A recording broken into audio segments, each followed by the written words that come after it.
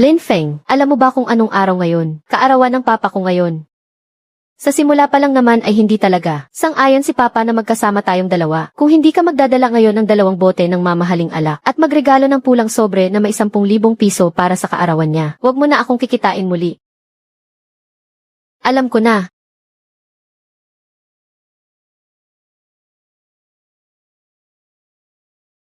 Tito, ano po kasi?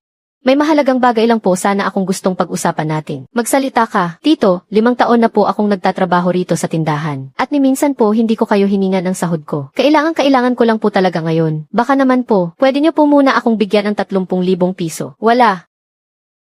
Ang tindahang ito, kumikita naman ng hindi bababa sa 500 hanggang 600,000 piso kada buwan. Ngayong umaga pa lang pumasok na ang higit sa 100,000 piso. Ano bang alam mo? Gagamitin ang perang iyan para pambili ng mga bagong paninda. Kapag ibinigay ko sa iyo yan, paano pa tayo magpapatuloy sa negosyo natin? Mag-antay ka muna, pambili ng paninda. Si Lin Qian nga nitong nakaraang 2 araw habang naglalaro ng laro, ay nag-top up agad ng 50,000 piso. Bakit pagdating sa akin, kahit 30,000 piso ay wala kayong maibigay? Hindi ko na po kayang mag-antay pa tito. Magpapakasal na kami ni Linlin. Kailangan ko na po talaga ng pera ngayong gabi. Kayo na po mismo ang nangako sa akin noon, na kapag nagpakasal na ako ay ibibigay niyo sa akin ang lahat ng perang pinaghirapan ko sa nakalipas na mga taon. Ano naman ang pakialam ko sa kasal mo? Maagang namatay ang mga magulang mo. Kung hindi dahil sa akin noon, na nagpakahirap magpalaki sa iyo mula noong bata ka pa, baka namatay ka na sa gutom sa kalsada. At saka, kung hindi dahil sa akin na nagpaaral sa iyo, kung wala kami, wala ka sa kinaroroonan mo ngayon. Tito, hindi naman yata tama na sabihin mo yan. Ang buguksuan na ito noon ay, ari-ari ang iniwan ng mga magulang ko. Kailangang makuha ko ang perang ito ngayong araw. Lin Feng, ang lahat ng kalokohang ginawa mo. Ayoko sana talagang magsalita tungkol sa iyo. Pero sumobra ka na ngayon, kaya kailangan ko nang magsalita. Yung sinaunang porselana noong nakaraan na nagkakahalaga ng 50,000 yuan, ay ibinenta mo lang pala ng 5,000 yuan. Nakipagsabuatan ka sa mamimili para kumuha ng kickback. Tapos may kapal ka pa ng mukhang manghingi ng pera sa papa ko. Nagsisinungaling ka. May lamat naman talaga ang lalagyan ng pinsel na yun. Depektibo na talaga yun. Ipinaliwanag ko naman ng maayos sa customer. Pinagbibintangan mo lang ako, gago. Walang utang na loob na hayop ka.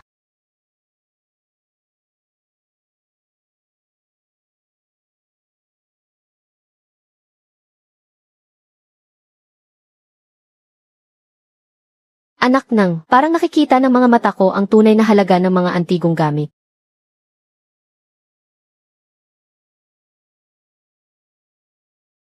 Tito, tatanggapin ko ang sampal na ito. Kahit 1 sentimo ng pera ay hindi ko kukunin. Pero mayroon lang akong isang hiling. Ang mga iniwan ng mga magulang ko na, ilang piraso ng gamit ay kailangan kong maiuwi, para may alaala ako sa kanila.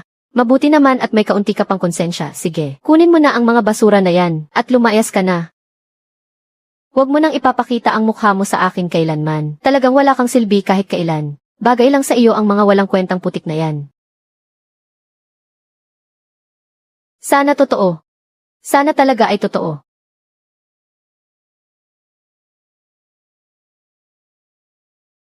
Totoo nga. Totoo ang kapangyarihan ng mga mata ko. Minaliit niyo ako dahil bata pa ako. Inagaw niyo ang negosyo ng pamilya ko. Pinagbintangan niyo pa akong nagnanakaw. Ang utang na ito ay talagang pababayaran ko sa inyo ng 100 beses.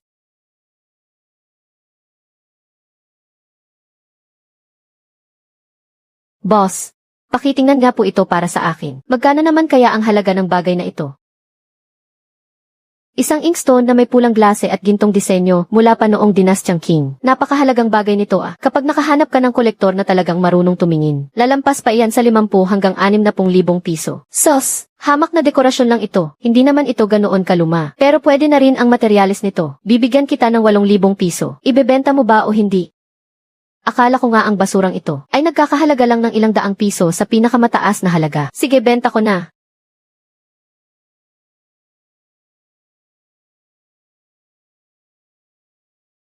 Talagang balak mo palang lokohin ang isang inosenteng tao at pigain siya ng todo-todo. Susunod. Bilis-bilisan mo naman, huwag ka nang magpatumpik-tumpik pa. Oh, gintong pala ka. Medyo may dating Hindi naman luma ang bagay na ito. Makabagong gawa lang ito. Ang pinakamataas na maibabayad ko rito ay ibabatay lang sa halaga ng ginto. 100,000 piso. Kung ibebenta mo, iwan mo na rito. Boss, Tignan niyo muna po ng mabuti. Ito kaya ang gintong palakang selyo na ipinamana pa ng punong bating ng gabinete ng Dinastyang Ming, na ginamit bilang opisyal na selyo at ipinasa sa mga sumunod na henerasyon. Gawa ito sa purong ginto na hinulma. May 3 paa na nagdadala ng swerte at nag-iipon ng kayamanan. Eksklusibong ginamit para sa opisyal na selyo ng punong bating. Tapos sasabihin mo sa akin na nagkakahalaga lang ito ng 100,000 piso. May alam pala ang batang ito. Sige lang. May kaunting alam ka lang pala pero ang lakas na ng loob mong magmayabang dito sa akin. Hoy bata, sasabihin ko sa iyo, kahit totoo pa ang bagay na iyan, basta magsalita lang ako si Lichong o sa labas. Ang bagay na iyan, sa buong lungsod ng Jiangsheng, walang may lakas ng loob na pumatol. Ihasew, batang-basang-basa pa ang puwit. Lalaban ka sa akin. Kayang-kaya kitang tirisin, Boss Lee. Yung inkstone ng lalaki kanina, hindi lang 8,000 ang halaga nun diba? Red glazed gold painted inkstone mula sa Dinastyang Qing. Tunay na gawa mula sa opisyal na gawaan ng imperyo. Nasa 30 hanggang 40,000 man lang ang presyo niyan sa merkado. Isipin mo na lang, kapag nalaman ng lalaking yun, na nadaya siya ng ilang 10,000 piso, sa tingin mo kaya?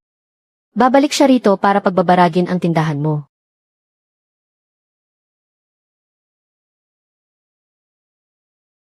Iho! Pag-usapan natin ito ng maayos. 200,000, walang kulang kahit 1 piso. Pera. Boss Lee.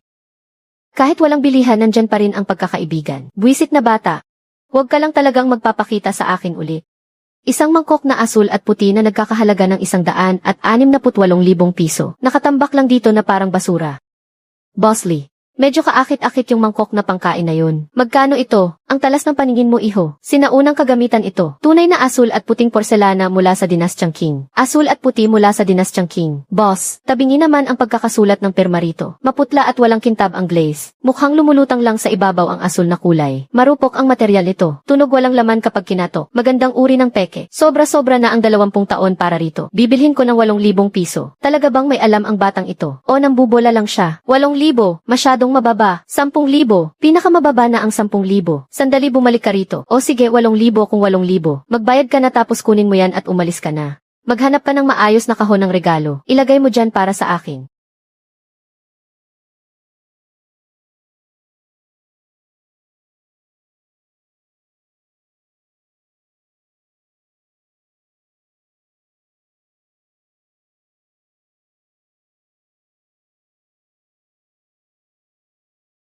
Nasaan na yung maotae na pinadadala ko sa iyo? Nasaan yung pulang sobre? Ano ba yung bitbit mo sa kamay mo? Lin, may inihanda naman ako para kay Tito. Lin Feng, seryoso ka ba talaga sa atin o hindi? Hindi mo ba alam ang ugali ng tatay ko? Nandito ngayon ang panganay at pangalawang tito ko. Papasok ka ng walang dalang anuman. Gusto mo ba akong mapahiya sa buong pamilya ko? May dala akong mas magandang regalo para kay Tito. Mas mahal pa ito sa maotae. Tiyak na magugustuhan ito ni Tito. Mabuti naman at alam mo ang gagawin mo. Lin, at sino naman ito? Boyfriend ko, Lin Feng. Ikinagagalak kitang makilala. Manager ng Fengyu Capital, Li Haoran. Ay naku, nadulas ang kamay ko. Kakaiba ang pormahan mo ngayon, kaibigang Lin. Mukhang napakasimple mo ah. Noong una kitang tingnan kanina, akala ko nga isa kang construction worker mula sa kung saang site. Nakakagaling lang sa pagbuhos ng semento, na hindi man lang nakaligo muna, at dumiretso na rito habang bitbit ang sako ng semento.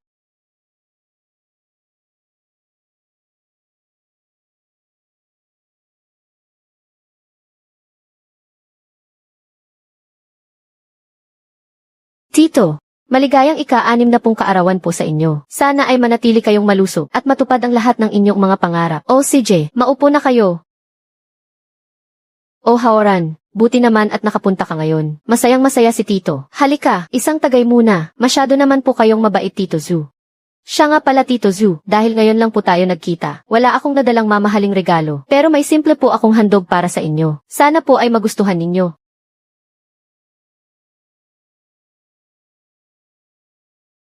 Tunay na Hessian white jade po ito. Isang lumang antigo. Tingnan ninyo ang kalidad nito. Ang presyo nito sa merkado ay hindi bababa sa 100,000. Tito Zhu, ayon sa matatanda, nagdadala ng mabuting kalusugan ang jade. Kapag isinuot ninyo ito, bubuti ang inyong pakiramdam at kalusugan.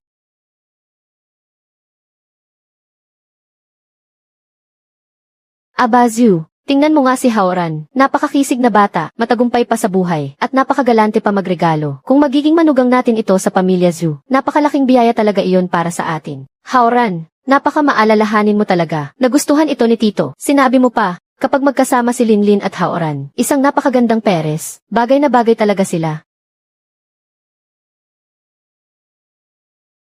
Lin Feng, tingnan mo ang kaibigan ni Linlin, napakagalante. Ikaw, wag mong sabihing wala kang dalang regalo ngayon, at pumunta ka lang dito para makikain ng libre. Oh Feng, kaarawan ng biyenan mo ngayon, talaga bang pumunta ka rito nang walang dala? Sinasabi ko na nga ba, walang maaasahan sa lalaking ito. Bakit tulala ka pa dyan? Ilabas mo na ang regalo mo. Tito, ang regalo ko po sa inyo ay mangkok na porselana mula noong dinastyang Mingyonggol na nagdadala ng swerte at yaman. Ang presyo nito sa merkado ay 168,000 yuan. 168,000. Sa tingin ko sa internet mo lang ito binili. Sa halagang 16 na yuan at 80 sentimo na may kasama pang libreng delivery. Tingnan mo ang tatak sa ilalim tabingi at hindi pantay ang pagkasulat. Masyadong makintab ang pagkapasada nito. At ang material nito ay halatang pilit na pinagmukhang luma. Hindi man lang ito maipapasa bilang magandang klase ng kopya. Pangkaraniwang dekorasyon lang ito sa tabi-tabi na nagkakahalaga ng 5 yuan ang isa. Lin Feng, magdadala ka ng mumurahing mangkok para lang lokohin ang biyenan mo. Ginagawa mo bang tanga ang buong pamilya ni Tito Zhu? 168,000. Isang hamak na manggagawa ka lang naman. Saan ka naman kukuha ng goon kalaking pera? Siguradong peke yan. Nagdala ka pa ng mumurahing gamit para lang magmukhang mayaman. Nakakahiya ka talaga. Lin Feng, ako si Zhu Tian, 60 taon na akong nabubuhay sa mundong ito. At ngayon lang ako napahiya ng ganito sa harap ng maraming tao. Binibigyan mo ako ng peking gamit para lang paglaruan ako. Ginagawa mo ba akong tanga? Tito, hindi po ako nagsisinungaling. Ang nagsisinungaling po ay siya. Ang peking alahas na iyan ay nilagyan ng kemikal para kuminang at magkakulay. Kapag palagi iyang isinusuot, maaari itong magdulot ng sugat sa balat at makakasira sa atay at bato. Lin Feng, tama na yan. Nang mahuli kang nagbigay ng peke, ngayon naman ay naninira ka ng ibang tao para pagtakpan ang sarili mo. Wala ka ba talagang hiya? Matagumpay si Kuya Haoran sa kanyang trabaho. Kaya niyang magregalo ng jade na nagkakahalaga ng 100,000 yuan. Ikaw, kahit maayos na trabaho ay wala ka. Tanggap ko naman na wala kang kwenta. Pero pati ang tagumpay ng iba ay kinakainggitan mo pa. Nabulag talaga ako noon. Para lang maging tayo. Napakatawa talaga. 3 taon tayong magkasama. Ni hindi mo man lang ako binigyan ng pagkakataong magpaliwanag. Walang-wala kang tiwala sa akin. Mukhang, ang relasyong ito ay dapat nang magtapos. Basura.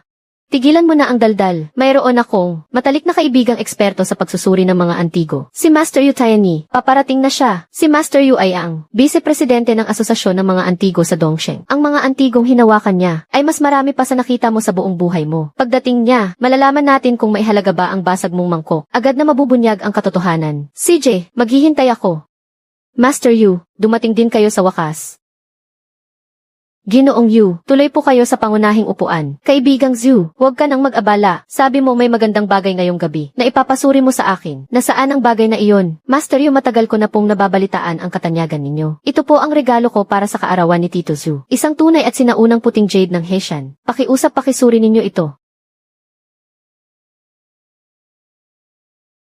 Sinong nagsabi sa iyo na ito ay jading Heshan? Karaniwang puting bato lang ito. Binabad ito sa matapang na asido para pumuti at nilagyan ng kulay gamit ang mga kemikal. May naiwang mapanganib na kemikal sa ibabaw nito. Kapag isinuot mo ito ng matagal, mabubulok ang balat mo. Sobrang lala nito, maaari pang ang mapinsala ang iyong atay at bato. Li Haoran, ang lakas ng loob mong magdala ng mailason at peking bagay na ito para iregalo sa aking kaarawan. Kuya Haoran, teka.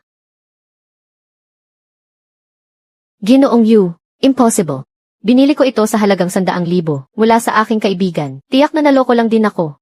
Opo, Ginoong Yu. Siguradong naloko lang din si Kuya Haoran. Mabuti naman ang kanyang intensyon. Nang gumastos siya ng malaki para ibili ng regalo ang aking ama. Kaya hindi natin siya pwedeng sisihin. Kahit sa ganitong sitwasyon, ipinagtatanggol pa rin niya siya. Noong ako naman ang napagbintangan ng walang katotohanan, hindi man lang niya ako binigyan ng pagkakataon para magpaliwanag kahit sandali. Iho, iyang mangkok na hawak mo. Patingin niya ang matandang ito. Sige po, Ginoong Yu, pakisuri po.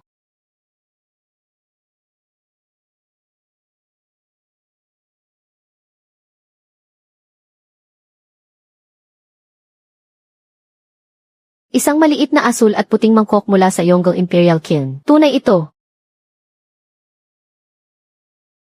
Nasa perpektong kondisyon. Dalisay ang kulay ng asul na pinta nito. Puting-puti at napakatibay ng porselana nito. Suwebe at may puwersa ang bawat guhit ng disenyo. Isang pambihirang obra maestra mula sa imperial na horno. Sa pinakamababang taya nagkakahalaga ito ng 180,000.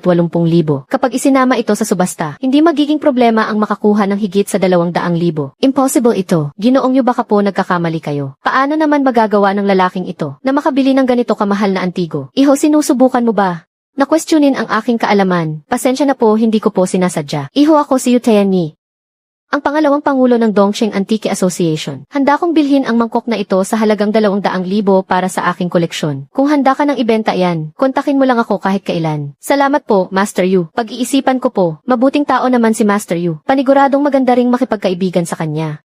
Sa larangan ng appraisal, ang totoo ay totoo, at ang peke ay peke. Hindi nagsisinungaling ang mga bagay. Tao lang talaga ang laging nagsisinungaling.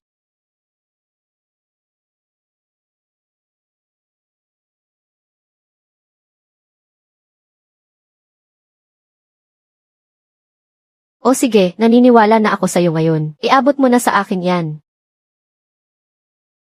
Lin Feng, anong ibig mong sabihin? Kaarawan ng tatay ko ngayon. Dala mo naman na ang regalo. Hindi naman pwedeng hindi mo ibibigay. Iniregalo ko na kanina, pero daring diri kayo, at sinabing basura lang to. Na walang may gusto nito, di ba? Lin Feng, huwag kang ang gumawa ng gulo. Ang pang-iinis mo sa akin ngayon. Pwede ko nang palampasin. Ibigay mo na sa akin yung mangkok, at yung tungkol sa ating dalawa. Pwede pa naman nating pag-usapan. Palalampasin mo. Zhu Linlin. Baka nagkakamali ka yata ng inaakala. Kanina lang, ang buong pamilya ninyo. Dinuduro ako habang minumura. Noong pinaratangan ninyo akong nagbigay ng peke, bakit hindi mo sinabing papalampasin mo na lang? Noong ibinalibag ng tatay mo yung mangkok sa sahig, bakit hindi mo sinabing papalampasin mo na lang? Noong sinabi mong wala akong kwenta, na nabulag ka lang kaya mo ako pinatulan, at nakipagsama sa akin, bakit hindi mo sinabing papalampasin mo na lang? Zhu Linlin.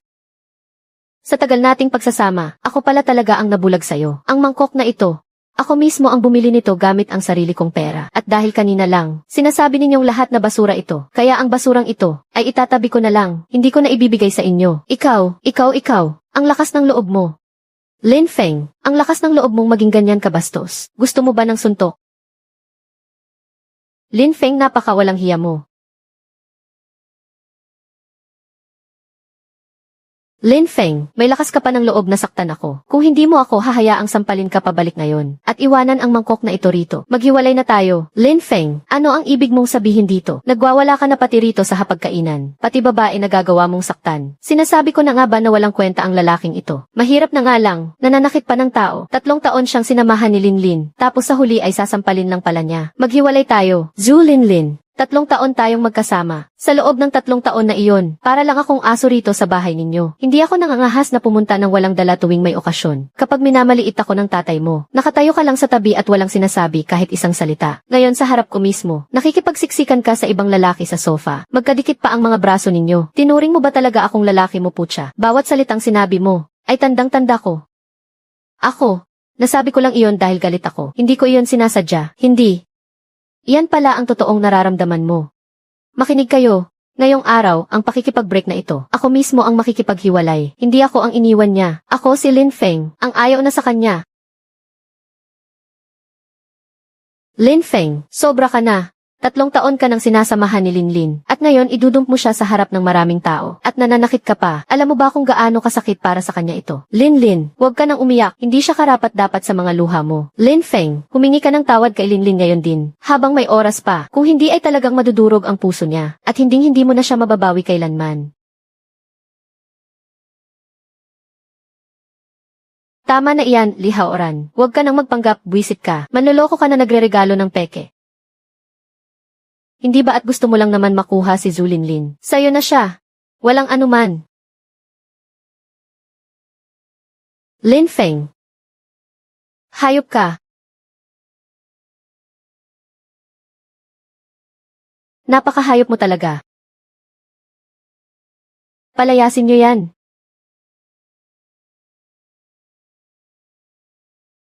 Simula ngayong araw, mabubuhay na ako para sa sarili ko, at walang sinumang buwisit ang pwedeng umapak sa pagkatao ko. Nay, tay, huwag kayong mag-alala, kapag nakakuha na ako ng pera, siguradong bibilhin ko muli ang lumang bahay natin para mapanatag na ang inyong kaluluwa sa langit.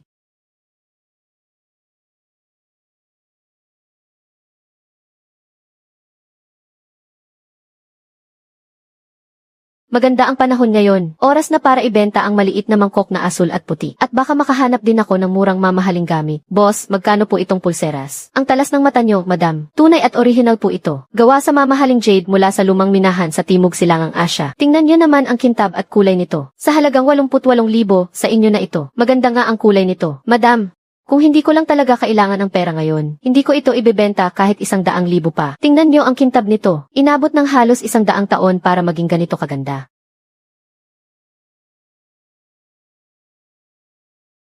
Tingnan nyo ang kalidad nito, madam. Sayang kapag pinalampas nyo pa ito. Huwag mong bilhin. Peki iyan. Hoy gago, naghahanap ka ba ng gulo?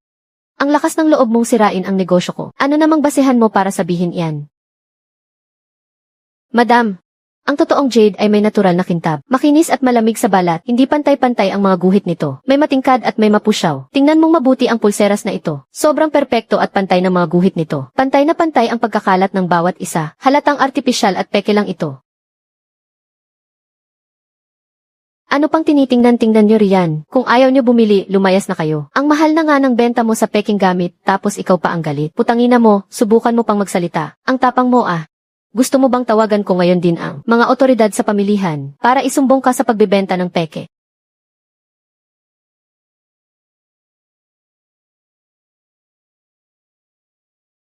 Mister, salamat nga pala, ako si Suru Lin Feng.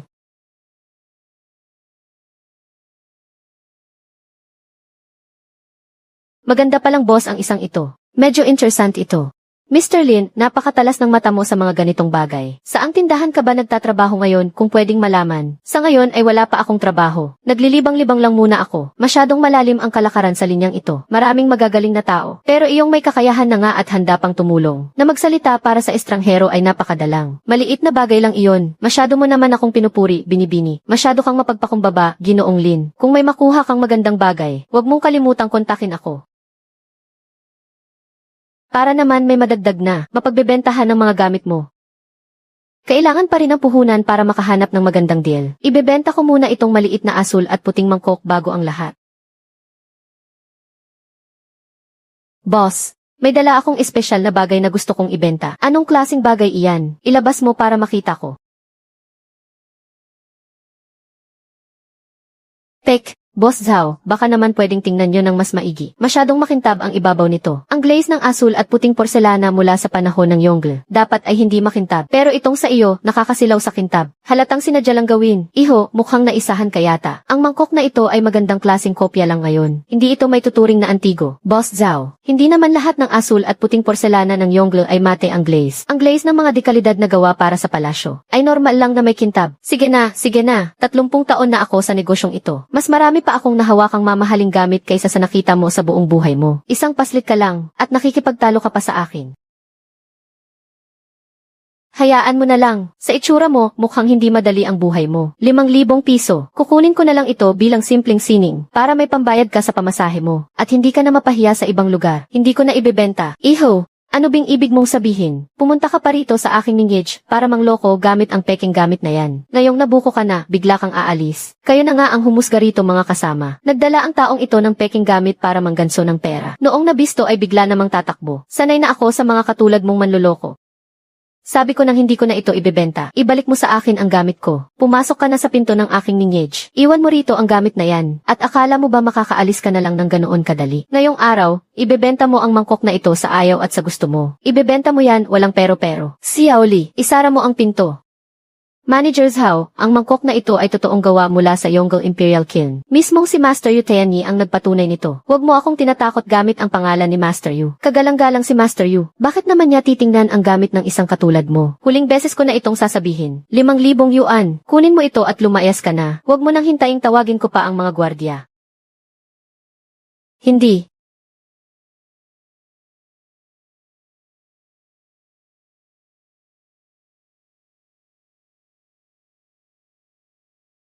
Sige pala dahil hindi umubra ang panghusot mo ng pera gamit ang peking gamit na iyan. Sinira mo pa mag-isa ang sarili mong gamit at ngayon gusto mo pang isisi sa aming lineage. Bata, pakinggan mo ako. Gasgas na sa akin ang ganyang galawan. Xiao Li, tawagin mo ang security. Dalhin niyo ang manlolokong ito sa presinto ng pulisya. Ang bata-bata mo pa pero masamang gawain na ang inaatupag mo. Nang loloko ka gamit ang peking gamit, nang mabuko ay sinira mo pa ang sarili mong gamit para lang makakuha ng pera. Dapat talaga sa mga katulad mo ay ikulong. 30 taon na ako sa industriyang ito. Isang paslik ka palang nagatas pa ang labi. At nangangahas ka pang lumaban sa akin. Kapag nakulong ka na, tingnan natin kung paano ka pa magdadahilan. Sandali lang. Presidente Su, bakit po kayo naparito? Hindi niyo na po kailangang asikasuhin ang maliit na bagay na ito. Bitiwan mo ako. President Su, ikaw pala yan. Ikaw pala ang may-ari ng lugar na ito. President Su, tingnan mo ang kalokohang ginawa ng tauhan mo. Ngayong nandito ka na, siguraduhin mong bibigyan mo ako ng maayos na paliwanag. President Su, nagdala ang lalaking ito ng peking gamit dito. Sino ang nagsabi sa iyong peke ang asul at puting mangkok na ito? Isa itong maliit na asul at puting mangkok mula sa Yongle Imperial Kiln. Makinis at matibay ang bawat bahagi ng pinagputulan nito. Ang asul na kulay nito ay talagang nakabaon sa pinakaloob ng porselana. Hindi kayang gayahin ng mga peking gawa ngayon ang mga ganitong katangian. Manager Zhao, 12 taon ka nang nagtatrabaho rito sa Ninya Pavilion. At kahit ito ay hindi mo man lang makilala, nagkamali ka ba talaga ng tingin? O sadyang gusto mo lang itong agawin ng sapilitan? Pasensya na po, Ginoong Lin. Nahuli ako sa pagdating. Salamat. Kunin mo ang lahat ng transaksyong hinawakan ni Zhao Dezhu sa nakalipas na 6 na buwan, at ilabas mo ang lahat ng record ng kanyang mga account.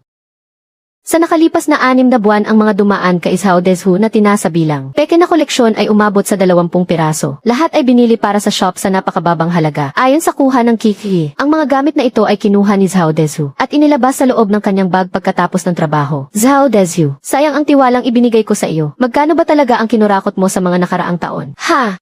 Maamso nagkamali po ako. 12 taon na ako dito sa Ninyej. Kahit wala akong malaking ambag ay nagpakahirap naman ako sa pagtatrabaho dito. Sandali lang po akong nabulag at nawala sa sarili. Naghangad lang po ako ng kaunting bentahe. Kaunting bentahe lang. Ang kabuang halagang kinurakot mo ay sapat na para makulong ka ng 10 taon.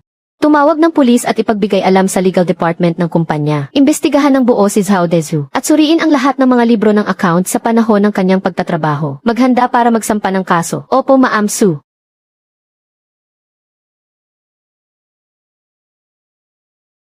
Ma'am Su, patawarin niyo po ako sa pagkakataong ito, Ma'am Su. Buti nga sa kanya dapat lang hulihin ang mga ganyang salot. Ang galing niyo po, Ma'am Su, sa inyong lahat dahil nagkaroon sa engage ng isang salot tulad ni Zhao Dezhu. Kasalanan ko ito bilang si Suru dahil sa hindi maayos na pamamahala. Ngayon sa harap ninyong lahat, humihingi po ako ng paumanhin sa inyo. Ginoong Lin, ang iyong asul at puting mangkok ay nabasag dito sa loob ng Ninyej. Pananagutan ito ng Ninyej. Ako mismo ang magbabayad sa pinsalang ito. 200,000 piso bilang bayad sa nabasag na mangkok. At 100,000 piso para sa danyos perwisyo. Salamat po. Salamat, Ma'am Su, sa pagtulong sa akin na makamit ang katarungan. Ginoong Lin, interesado ka bang maging tagapamahala ng aming Ninyej na may basic na sahod na 600,000 piso? Hiwalay pa ang komisyon. Mr. Lin, seryoso ako sa sinabi ko kanina. Kailangan na Ninyej ng bagong tagapamahala at sa tingin ko, ikaw ang pinakabagay sa posisyon na ito. Boss Su, maraming salamat po sa tiwala nyo. Pero dahil sa wakas ay nakawala na ako. Sa napakahirap na sitwasyong kinalubugan ko noon, gusto ko muna ng kalayaan ngayon. Pero kung sa bagay, basta tungkol sa inyo, Boss Su, asahan nyo ako. Ang tulungan kayo, ay walang magiging problema sa akin. Isang tawag nyo lang darating ako. Interesante ka talaga. Ang daming nagkakandara pang pumasok sa kumpanya namin. Pero ikaw naman, tinatanggihan mo pa ang pagiging tagapamahala. 80 taong gulang na si Lolo sa susunod na buwan. Mahilig sa sining at pagsusulat ang matanda buong buhay niya. Kaya gusto ko siyang hanapan ng isang natatanging antigong gamit ng mga makata. Kahit anong tradisyonal na gamit sa pagsusulat o kaya ay mga lumang pinta at sulat kamay, dapat ay totoong antigo at nasa magandang kalidad pa. Tulungan mo akong maghanap nito. Kapag nakahanap ka, bukod sa kabuang bayad sa gamit, bibigyan kita ng dagdag na bayad para sa pagod mo. Hindi bababa sa halagang ito. Grabe naman. 300,000. Mukhang kailangan kong galingan ang paglilingkod sa magandang mayaman na ito. Sige ba, huwag kayong mag-alala, Boss Su. Bibigyan ko kayo ng balita sa loob ng 3 araw. Boss Su, ang mga hinahanap niyo pong gamit, madali lang nating mahahanap sa tulong ng ilang mga veteranong eksperto. Bakit kailangan pa nating bigyan ng pabor ang lalaking yan? Hindi mo kasi naiintindihan, hindi basta-basta ang lalaking to. May tunay na galing, subukan muna natin siya. Kung makakakuha talaga siya ng magagandang bagay, ang taong to, kailangang makuha natin siya para sa Sus Antiques. Malaki ang maitutulong niya sa atin. 300,000 lang naman yan, para magkaroon ng ganoon kahusay na kaibigan. Sulit na sulit talaga. Siyempre naman, at ang lalaking to, ang gwapo rin talaga niya.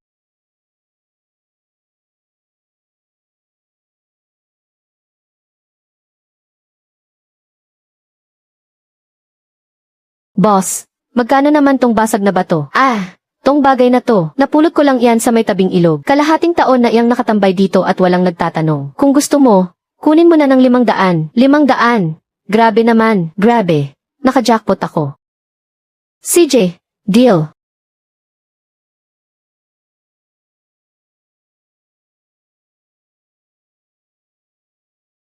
Tunay na gawa pala ito ng sikat na pintor na si Zheng Qiao. Nagkakahalaga ito ng 500 hanggang 600,000. Boss, magkano naman tong painting ng kawayan? Ang talas ng mata mo kapatid. 300 taon na ang nakalipas ng ipinta to. Hindi ko rin talaga alam kung sino ang mismong gumawa nito. Pero sigurado akong luma talaga to. 80,000. Bawal ng tawaran. 80,000. Mukhang alam nga ng tindero na luma to. Pero hindi niya alam na gawa pala ito ng isang sikat na pintor. Ayos. Nakahanap na naman ako ng kayamanan. Hindi ba ikaw yung pinalayas? Walang kwentang pinsan ko sa pamilya. Ano to? Pagkatapos kang palayasin ng papa ko, heto ka ngayon. Naghahalongkat sa bangketa para bumili ng basura. Kung ano man ang ginagawa ko, wala kang pakialam dun. Leslie, lakas ng loob mong bumili ng basura sa bangketa. Nagtrabaho ka naman sa shop ng pamilya natin ng ilang taon. Sinasabi ko sa'yo, basura lang tong painting na to. Siyempre. Ang mga nakasabit sa bangketang gaya nito, mga murang print lang yan na nagkakahalaga lang ng 200 piso sa pinakamataas na presyo. Gusto mo lang yata yang iwi para lokohin ang papa ko. O sige, magpustahan tayo. Kung ang painting na ito ay orihinal, talo ka sa akin ng 100,000. Pero kung pek ito, ang pirasong ito na nagkakahalaga ng 100,000. Na hilaw na Hessian si Jade ay sa iyo na. Putsa naman, saan naman nakuha ng batang ito ang hilaw na Hessian Jade na iyan? Ang swerte naman ng hayop na ito. Sakto, kailangan ko itong makuha ngayon din. Sige, kung gusto mo talagang mapahamak, wag mo akong sisihin. Narinig ninyong lahat iyon, hindi ba? Magsilbi kayong saksi ko. Mga kasama, ang painting na ito ay ang orihinal na obra ng ink bambuo ni Zheng Banqiao. Ipapakita ko sa inyo ang 3 ebidensya. Una, napakadetalyado ni Zheng Banqiao kapag nagpipinta ng kawayan. Walang pag-aalinlangan ang bawat hagod sa pagguhit ng dahon. Hindi makalat o pabalik-balik. Tingnan ninyo ang gilid ng mga dahon na ito. Napakalinis at napakatalas ng mga guhit. Ang isang hagod ay isang buong dahon na agad. Pangalawa, ang hibla ng papel naksuan mula 300 taon na ang nakalipas. Ang tekstura nito ay ibang-iba sa makabagong papel naksuan ngayon. Ang mga lumang painting ay gumagamit ng gawang kamay na papel. Magulo ang tekstura pero may sinusunod na pattern. Sa isang tingin pa lang ay halatang totoo na ito. Pangatlo, ang pulang tinta ng selyo. Tingnan ninyo ang selyong ito. Malalim at matatag ang kulay nito. Ang sinabar na tinta ay bumaon na sa mga hibla ng papel. Ito ay tanda ng paglipas ng panahon. Hindi ito kayang kopyahin. Himay na himay talaga ang pagpapaliwanag niya. Matibay na ebidensya ito. Ang lupit mo, pre. Porke sinabi mo, totoo na agad. Kahit sino naman kayang mag-imbento. Sa tingin ko hindi naman. Gusto lang takbuhan ng batang ito ang pusta.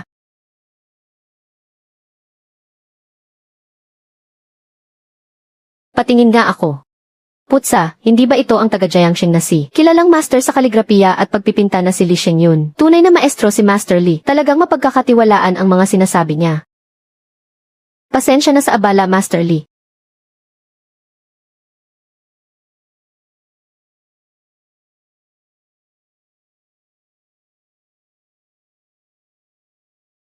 Tamang-tama ang 3 puntong sinabi ng binatang ito. Ako si Li Shengyun na 40 taon nang nag-aaral ng sining at kaligrapiya. Ang painting na ito ng kawayan ay talagang walang duda na tunay na gawa ni Zheng Banqiao. Ang hagod ng tinta papel at selyo ay tugmang-tugma lahat.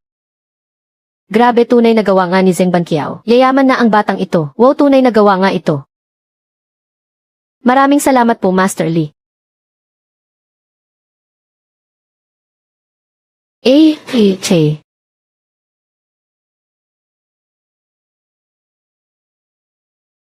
Lin Feng, ikaw. Niloko mo ako, hayop ka. Pwede mo namang hindi bayaran, pero yung pustahan natin kanina, maraming tao ang kumuha ng video nito. Bukas sa buong Antique Circle ng Dongsheng. Ikaw na ang magiging numero 1 katatawanan. Isipin mo na lang ang mukha ng tatay mong si Linda Shan, at ang reputasyon ng tindahan mong buguksuan. Isipin mo na lang ng mabuti. Akin na ang pera. Salamat aking minamahal na pinsan. Sa susunod kung gusto mo akong bigyan ng pera sabihin mo agad. Hindi mo na kailangang magpakahirap ng ganito. Ha ha ha. Lin Feng, tay sa pagkakataong ito kailangan nating hawakang mabuti ang pera. Humanda ka sa akin. Hindi pa ito tapos. Hai. Napakabata pa pero bihasa na. Sa estilo ng pagpipinta ni Zeng Banqiao, napakahirap niyan gawin. Sobra naman po ang puri niyo, Master Li. Nagustuhan ko ang painting mo na ito. Pwede ko itong dagdagan ng 50,000. Gusto mo ba itong ibenta sa akin? Maraming salamat po sa pagpapahalaga, Master Li. Pero gagamitin ko po ito sa ibang bagay. Kaya mukhang hindi ko muna ito maibibenta sa inyo. Walang problema, mahirap naman talagang makuha ang mga magagandang bagay. Naiintindihan ko naman. Magaling ang iyong paningin, iho. Napakabata pa pero bihasa na sa estilo ng pagpipinta ni Zeng Banqiao. Napakahirap niyan gawin. Gusto mo bang dumaan sa studio ko para makapagkwentuhan tayo? Napakalaking karangalan po niyan mula sa inyo, Teacher Li. Sobrang ikinalulugod ko po ito bilang nakababata sa inyo. Pero may naipangako po kasi akong ihatid na gamit sa kaibigan ko ngayon. Babawi po ako at tiyak na bibisita sa inyo sa ibang araw. Ang ipinangako ko kay Sir Su, natural lang na dapat kong tuparin. Hindi ako si Lin Feng kung basta-basta lang akong sumisira sa usapan. Sige, walang problema. May pagkakataon pa naman tayong magkausap sa susunod. Sir Su, nahanap ko na po ang hinahanap ninyo. Ang bilis naman.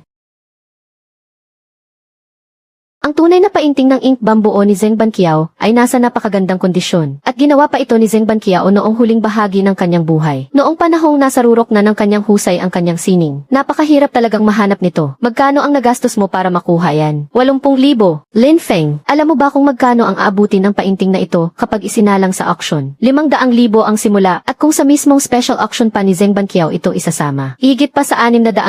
Ang unang seke ay 500,000 para sa painting. Ang pangalawang seke naman ay 300,000 para sa pagod mo. Alam ko naman pong hindi ninyo ako lalamangan, Sir Su. Napakagalante ninyo talaga, Sir Su. Sapat na ang perang ito para mabili ko ulit ang ancestral home namin. Lin Feng, sasabihin ko pa rin ang sinabi ko noon. Sumali ka na sa Su Corporation, hindi bilang empleyado kundi bilang partner. Ikaw ang magtakda ng mga kondisyon mo. Sir Su, lubos ko pong pinapahalagahan ang kabutihan ninyo. Pero iyon pa rin po ang sagot ko. Gusto ko pa rin ang kalayaan ko. Sige, nirerespeto ko ang desisyon mo. May antique appraisal meeting ang circle natin sa susunod na Sabado. Maaari akong magsama ng isang tao para makasaksi at matuto. At gusto ko na ikaw yun. Ang gaganaping appraisal event na ito. Maraming mga antique shop mula sa Dongsheng ang magpapadala ng kinatawan. Magandang pagkakataon ito para mapalawak mo ang iyong network at para maipakita mo ang galing mo sa lahat. Pupunta ba si Linda Shan at ang anak niya na galing sa Buguksuan?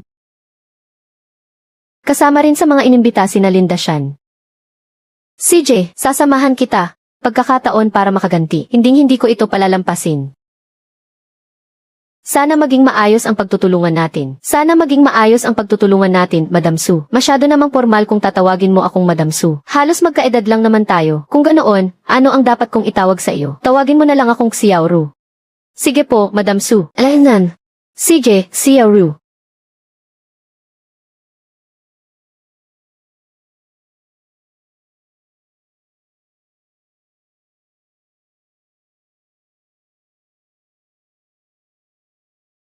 Naitay, sa wakas ay nakaipon na ako ng sapat na pera para mabili ko na ulit ang lumang bahay natin. Bata, gusto mong bilhin ang bahay ko? Opo, ako nga po. Hindi ko ibebenta, hindi ko ibebenta ang bahay na ito. Kuya, lumang bahay po ng pamilya ko ito. Ibinenta ito ng tito ko bago pa pumanaw ang tatay ko. Kaya gusto ko po sanang bilhin pabalik ngayon. Magkano po ba ang gusto ninyo? Para mapag-usapan natin ng maayos. Sabi ng hindi ibebenta, hindi talaga ibebenta. Itatabi ko ang bahay na ito para hintayin ang demolisyon at kabayaran. Kahit magkano pa ang ibayad mo, hindi ko ito ibebenta.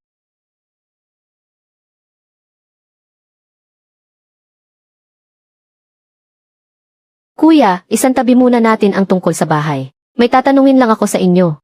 Itong mga nakaraang araw, hindi ba hindi maayos ang tulog mo kamakailan? Madalas ka bang bangungutin at nagigising sa hating gabi na basang-basa ng malamig na pawis? Ituloy mo ang sinasabi mo. Masakit din ba ang mga kasukasuan mo paggising sa umaga? Lalong-lalo na sa mga pulso at tuhod mo. At parang wala kang gana o lakas kapag araw. Madali ka ring magalit sa kahit anong maliit na bagay. At kapag nagpa-check up ka naman sa ospital, walang nakikitang sakit sa iyo. Paano mo nalaman yan? Iniimbestigahan mo ba ako, bata ka?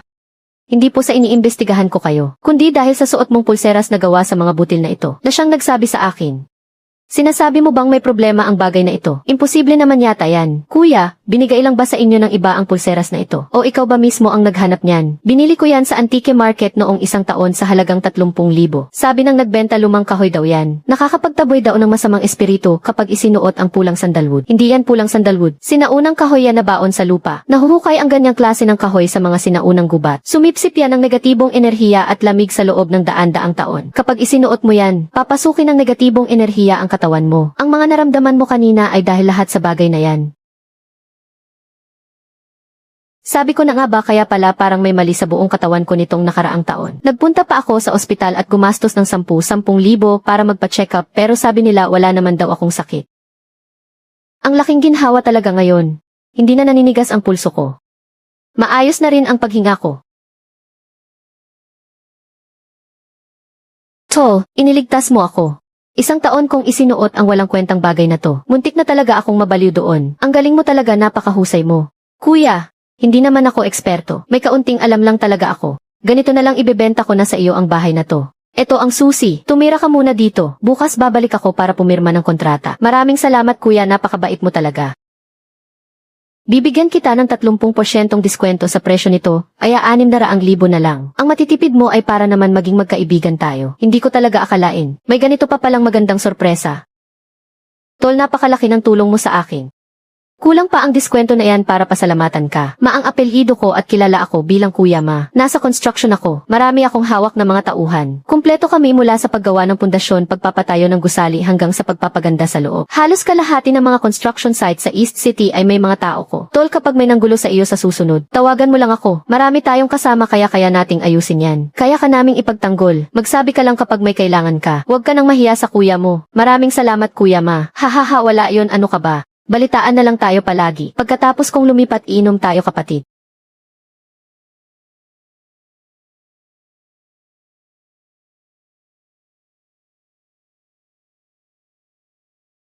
Mama, nasa atin na ulit ang bahay natin.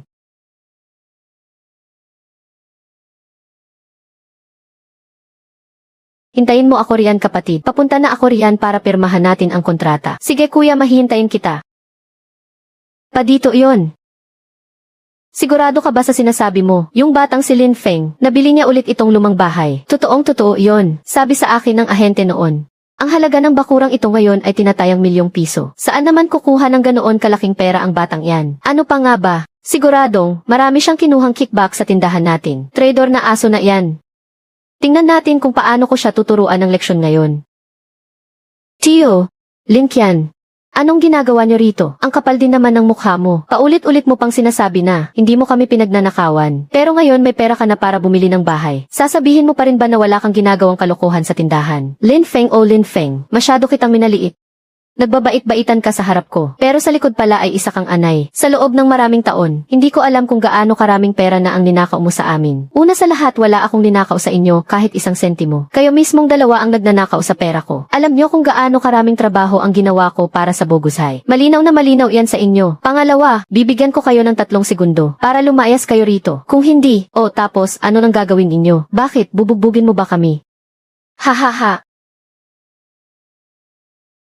Huwag kang magmatapang dito, bastardo ka. Maagang namatay ang mga magulang mo. Kung hindi dahil sa akin na nagpalaki sa iyo, malamang patay ka na ngayon. Sabihin na nating pinalaki ka ni tatay ng napakaraming taon. Wala ka pa ring utang na loob. May pera ka pambili ng bahay. Kinain na ng aso ang konsensya mo. Manahimik kayo. Wala akong pakialam sa mga pinagsasabi ninyo. Dalawa lang ang pagpipilian ninyo ngayon. Ibalik mo ang ₱1,000,000 bilang kabayaran sa mga perang kinurakot mo sa tindahan sa nakalipas na mga taon. Ibalik mo lahat kasama ang interes. O kaya ibigay mo sa amin ang susi ng bahay na ito. Ilipat mo ang titulo sa pangalan ko. Kung hindi matatapos ang gulo ngayon. Tama, kung walang pera, ibigay mo ang bahay. Pumili ka.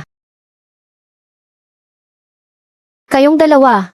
Lalo ka na, Linda Shan. Nang mamatay sa sakit ang mga magulang ko noon, para pakiusapan kang alagaan ako, ibinigay nila sa iyo ang lumang bahay, at ibinigay din sa iyo ang pamamahala sa buguksuan. Punyeta, ano ang ginawa mo? Ibinenta mo ang lumang bahay, sinarili mo ang lahat at nagsuot ng makakapal na jacket. Pinakain mo si Lin Qian ng masasarap na pagkain. Habang ako ay hinayaan mong mabasa sa ulan, tumira sa kulungan ng aso, at kumain ng mga tirang pagkain. Noong matinding taglamig na negatibong 10 grado, kahit isang disenteng jacket ay wala ako. Nanginginig ako sa tindi ng lamig sa gitna ng nyebe. Habang ikaw naman ay nagpapakasarap sa pag-inom ng tsaa sa loob ng bahay. Nagtrabaho ako sa buguksuan ng 5 taon. Ngunit wala ka man lang ibinigay na kahit 1 sentimo sa akin bilang sahod. At nagawa mo pa akong pagbintangang kumukuha ng kickback. At sinampal mo pa ako sa harap ng maraming tao. Ngayong araw, gamit ang sarili kong kakayahan, nabawi ko at nabili ko muli ang lumang bahay. At ngayon, punyeta ka, gusto mo pa rin itong agawin. Sinasabi ko sa iyo, kakalabanin ko kayo kahit mamatay ako ngayon. Kahit mamatay pa ako rito. Huwag na huwag kayong makakatapak sa bahay na ito kahit isang hakbang.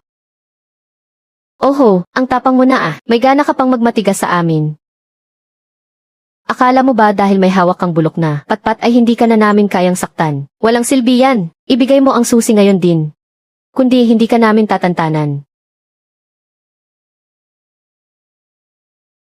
Sige nga, lumapit kayo. Sino ang gago na nangahas namang api sa kapatid ko? Tol, ibaba mo muna yang patpat. Nandito si kuya kaya hindi mo na kailangang lumaban.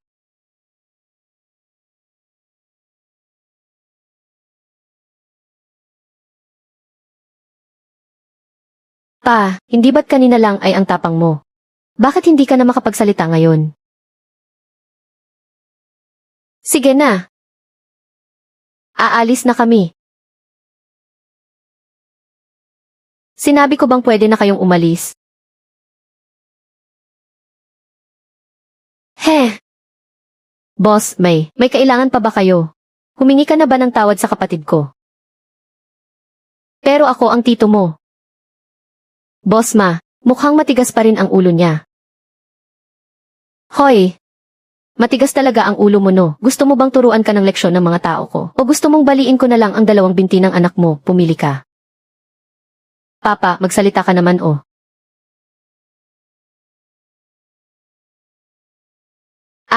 Lin Feng. Mali ako, hindi dapat kita pinagsalitaan ng masama. Hindi dapat kita pinagbintangan. Maawa ka naman sa amin, patawarin mo na kami. Tay, mag-sorry ka na bilis.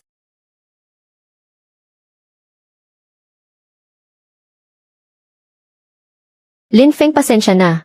Paano ka ba humingi ng tawad? Anong klaseng ugali yan? Yumuko ka habang humihingi ng tawad. Lin Feng, pasensya na.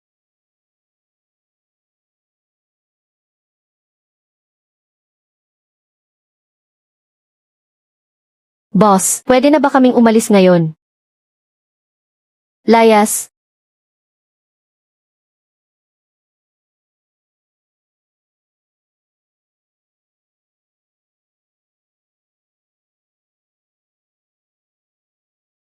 Ang yabang ng tarantadong yan dahil lang may sumusuporta sa kanya. Lakas ng loob na magmatigas sa akin. Pa, hindi pwedeng palampasin na lang natin ito.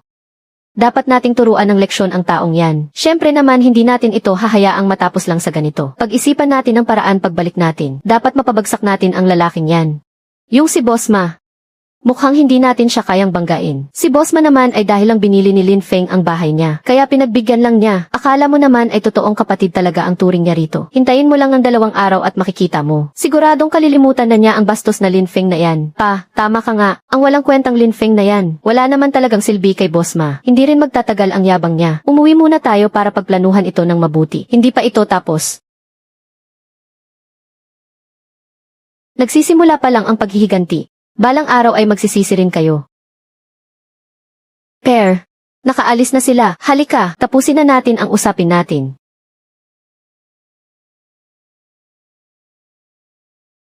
Ayos na. Simula sa araw na ito, ang bahay na ito ay legal at opisyal ng pagmamay-ari ng pamilyang Lin. Kuya Ma. Salamat, siya nga pala pare. Tungkol naman sa pagsusugal sa mga hilaw na jade, magaling ka ba rito? Ito kasing bagay na ito, hilig ko kasi itong paglaruan. Kadalasan naman ay natatalo ako, pero minsan nakakakuha rin ako ng magandang klase. Pwede mo bang tingnan? Grabe. Hindi ko akalaing kaya ng aking mahiwagang mata na makakita sa loob ng mga magaspang na bato. Kaso lang sayang, 5 lang ang pagkakataon ko. Nagamit ko na ang isa. Ano nang nangyari bro? Pwede kong subukan. Bro, sabi ko na nga ba may alas ka sa iyong kamay. Huwag kang mag-alala, kakakuha ko pa lang sana. Papunta ako sa palengke para kumuha ng ilang magaspang na bato. Tulungan mo akong suriin ang mga ito. Pag-usapan muna natin ang patakaran. Kapag nakakuha tayo ng magandang bato, hati tayo sa kita. Pero kung walang kita, ako na ang sasagot sa lahat ng lugi. Sige ba, ikaw ang masusunod kuya. Oh, hindi ba si Lin Feng ito? Hindi makabili ng antigong kagamitan. Ngayon naman ay sumusubok sa sugal ng mga bato. Ang ganitong klaseng marangyang mundo ay hindi bagay sa isang hampas lupang katulad mo. Lin, wag mo na siyang asarin. Kahit paano ay sumusubok na siyang pumasok sa negosyo ngayon. Baka sa bulsa niya ay may dala-dala siyang ilang daang piso na napakalaking pera para sa kanya. Zhu Lin. Mukhang nakahanap ka ng mayaman na kakapitan. Kaya naman ang sarap ng buhay mo ngayon. Siyempre naman, isang galaw lang ni Kuya Haoran ay mas malaki pa sa kikitain mo sa buong buhay mo. Mas hihigit pa siya sa iyo ng 10,000 beses. Lin Feng, may mga bagay talaga na hindi mo makukuha sa buong buhay mo. Hawak-hawak mo lang naman ang pinaglumaan kong segunda mano. Mukhang tuwang-tuwa pa kayong dalawa.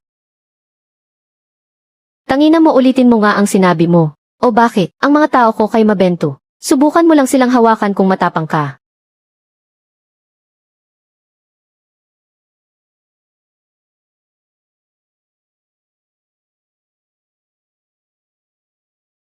Boss. Ang 5 batong ito sa lamesa, boss. Kukunin ko na ang lahat ng iyan. Sige po, Kuya Ma. Ang galante niyo naman. Boss. Magkasama kaming pumunta rito. Gusto ko rin bumili ng ilang pirasong bato. Naunang pumili si Kuya Ma. Ano po sa tingin niyo? Sige ba? Kami muna ang pipili. Sa inyo na ang matitira. Tol. Alin sa tingin mo ang maganda rito? Puro walang silbi ang 3 batong iyan. Basurang-basura talaga ang mga iyan. Walang kwenta kahit magkano. Chicken Bloodstone. Nasa 600,000 ang presyo niyan sa merkado. Kita agad. Raw Imperial Green Jade. Napakalinaw at walang lamat ang buong piraso. Buong piraso. Nasa hindi bababa sa 4 na milyong piso ang halaga niyan sa merkado. Ano sa tingin mo, tol? May maganda kayang lalabas dyan. Itong 3 malalaking piraso. Kulang sa linaw. Malamang na basura lang ang mga iyan. Dito na lang tayo sumugal sa 2 maliit na batong ito. Para sumubok lang ng swerte. Halatang pang mahirap talaga ang paningin mo. Pinalampas pa ang malalaking hilaw na bato. Tapos ang pinili pa ay ang maliliit na basura. Talagang nakakatawa. Tadhana mo na talagang maging mahirap habang buhay. Kahit ilagay pa ang pinakamagandang bato sa harap mo, hindi mo pa rin makikilala kung magandang klase ito. Tiwala ako sa tol ko. Itong 2 maliit na bato lang ang kukunin ko. Ang natitirang 3 malalaking piraso, iiwan ko na sa inyo ang lahat ng iyan. Siege deal. Pakyawin ko na itong 3 hilaw na bato. Hintayin ninyong makakuha ako ng jade. Huwag kayong maiinggit pagdating ng oras. Bossing. Huwag mo nang ibalot, buksan mo na rito mismo, para mamulat naman ang mata ng ilang tao riyan, kung ano ang tunay na sugal sa bato. Tama. Buksan na rito mismo, para magsisi sila ng todo.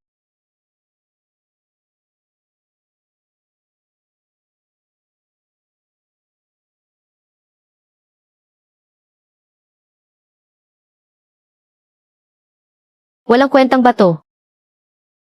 Walang problema, may 2 pa naman.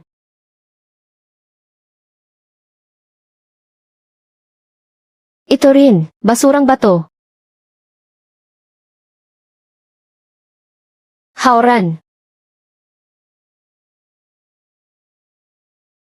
Huwag kang tumulala riyan. Buksan mo na ang pangatlo.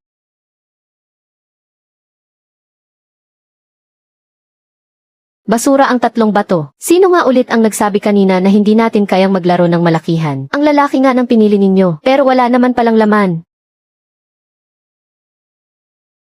Ang kakayahan sa pagpili, walang kinalaman sa laki ng bato. May mga taong nagtatapon ng malaking pera para lang sa 3 basurang bato. Tapos may gana pa silang magmarunong kung paano pumili. Bakit ka nagyayabang? Akala mo ba ang 2 iyan? Maliliit na bato, may maganda bang lalabas dyan? Nga! Ang 2 basurang bato ninyong maliliit, wala man lang kayong lakas ng loob na buksan. Kung napakayabang ninyo, gusto nyo bang pumusta? Anong pusta? Anong pusta? Kapag nakakuha ako ng magandang klase ng hiyas, babayaran mo ako ng katumbas na presyo nito sa merkado. Halimbawa, makakuha ako ng 600,000 halaga ng Chicken Bloodstone. Bibigyan mo ako ng 600,000. Sos, nangangarap ka ng gising. Paano naman kung matalo ka? Paano kung lumabas na walang kwentong bato? Kakainin ko talaga ito, pwede ba? Bakit parang kampanteng-kampante ang isang ito? Paano kung makatsamba nga talaga siya ng maganda? Baka malugi ako ng malaki nito. Haoran, sige na, labanan mo siya sa pustahan. Hindi talaga ako naniniwala na magiging ganoon kaswerte ang taong iyan. Gusto kong makita mismo kung paano niya kakainin iyang bato. CJ. Sige, lalabanan kita sa pusta. Boss. Buksan mo na.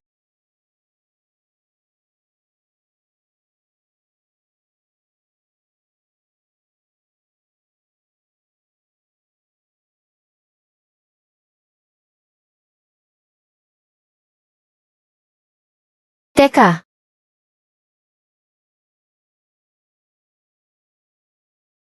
Chicken Bloodstone, isang Changhot Chicken Bloodstone. Tingnan mo ang kulay ng dugo nito at ang linaw ng kislap nito. Napakataas ng kalidad nito. Chicken Bloodstone nga, isang tunay na Chicken Bloodstone nga ito.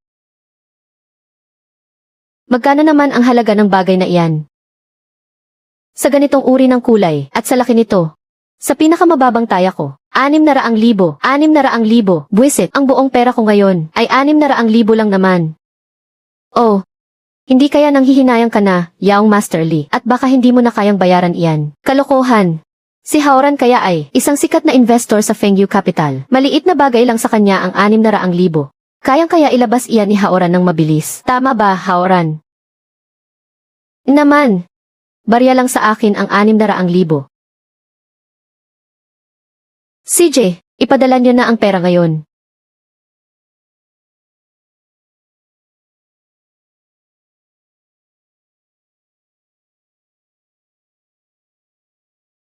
₱600,000. Boss, ituloy niyo ang pagbiyak.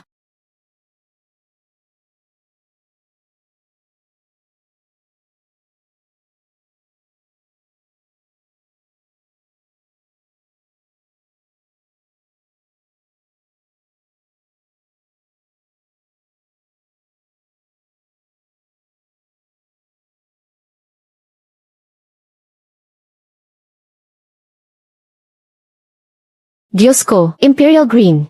Hindi ko akalain na glass type na Imperial Green. Putsa. Imperial Green.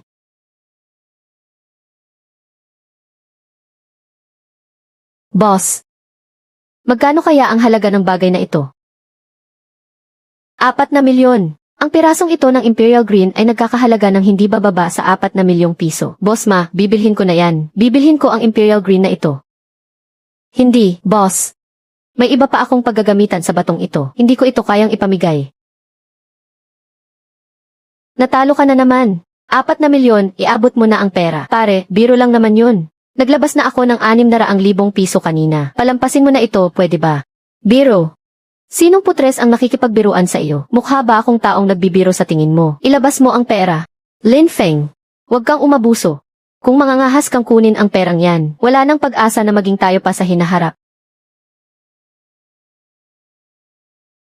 Kung ganoon, dapat pa pala kitang pasalamatan. Kuya Ma, ikaw na ang bahala rito.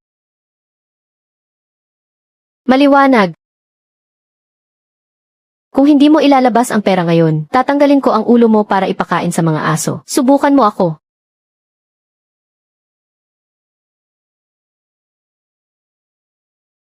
Haoran, di ba may pera ka naman? Ibigay mo na agad sa kanila. Teka, 600,000 lang ang buong pera ko. Wala akong ganoon karaming pera. Hindi ako naniniwala. Di ba mula ka naman sa Fengyu Capital? Malaking investor ka ba talaga? Anong klaseng gago akong big shot? Isa lang akong walang kwentang tao. Isang hamak na alipin lang sa trabaho. 600,000 ang buong ipon ko. Li Haoran, pinagluloko mo ako, gago ka. Hindi ba sinabi mo, kasosyo ka raw sa Fengyu Capital? Sabi mo pa may 10 milyong kayamanan ka. Hayop kang manluloko. Sinira mo ang buhay ko. Alam mo ba yon?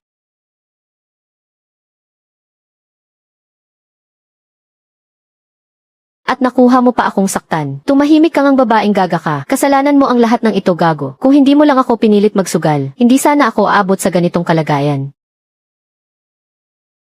Ang sagwa namang tingnan. Pero, buti nga sa inyo. Per, mukhang talagang walang-wala ang isang to. Anong gagawin natin sa kanya ngayon? Pasulatin mo ng kasulatan ng utang at papirmahan mo gamit ang thumb mark. Ang yabang-yabang mo noong una, diba? Akala mo kung sino kang mataas. Kung makatingin ka sa iba ay mapangmaliit. Sa natitirang bahagi ng buhay mo, mabubuhay ka na lang na nakabaon sa utang.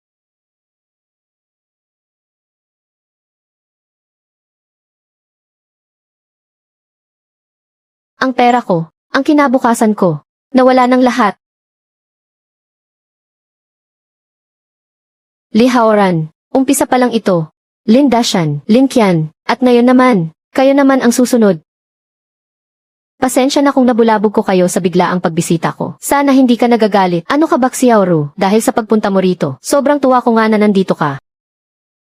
Siya nga pala, Kamusta na ang paghahanda para sa treasure appraisal event? Puspusan pa rin ang ginagawa naming paghahanda. Magsisimula na rin ito sa lalong madaling panahon. Boss Su, malawak ang inyong koneksyon at impluensya. Pakiusap tulungan niyo akong mag-imbestiga tungkol sa buguksuan ni Linda Shan. Hinala ko kasi matagal nang gumagawa ang mag-amang iyan at nagbebenta ng mga peking antigo. May narinig-dinig na nga ako tungkol dyan. Hindi ba tiyuhin mo si Linda Shan? Bakit mo siya pinupuntirya? Sabay na pumanaw sa sakit ang mga magulang ko bago sila binawian ng buhay. Ipinagkatiwala nila ang lumang bahay at ang buguksuan. Lahat sa aking tiyuhin. Paulit-ulit nilang ibinili na alagaan ako ng mabuti. Pero pagkatalikod nila palihim niyang ibinenta ang lumang bahay at sinolo ang buguksuan. Hinayaan niya ang sarili niyang anak na si Lin Qian ay magpakasasa sa karangyaan. Habang ako naman ay pinatira sa kulungan ng aso at pinakain ng mga tira-tira at pinagdaanan ko ang lahat ng pagdurusa. Talagang napakasama ng kanyang ugali. Bilang sarili kong tiyuhin, paano niya nagawang maging ganoon kawalang utang na loob at saktan ang sarili niyang pamangkin. Nagtrabaho ako sa buguksuan nang walang reklamo sa loob ng 5 taon. Gabit-araw akong nagbubuhat ng kargamento at nag-aayos ng mga libro at nag-aasikaso sa buong tindahan. Pero kahit isang singko wala siyang ibinigay na sahod sa akin. Noong nagdaos ng handaan para sa kaarawan ang pamilya ng aking kasintahan, nagpakababa ako sa kanya at nakiusap na kunin ang aking 30,000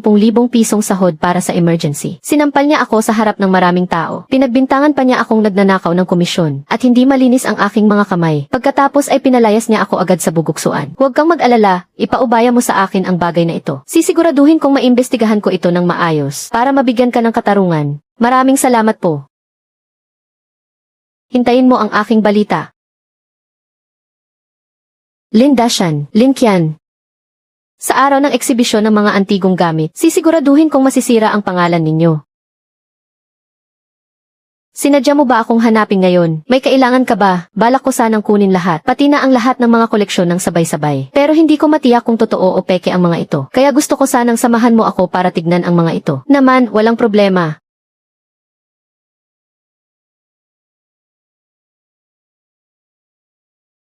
Isang karangalan ang pagbisita mo, Boss Su. Nagliwanag ang maliit naming tindahan sa pagdating ninyo. Tuloy po kayo sa loob.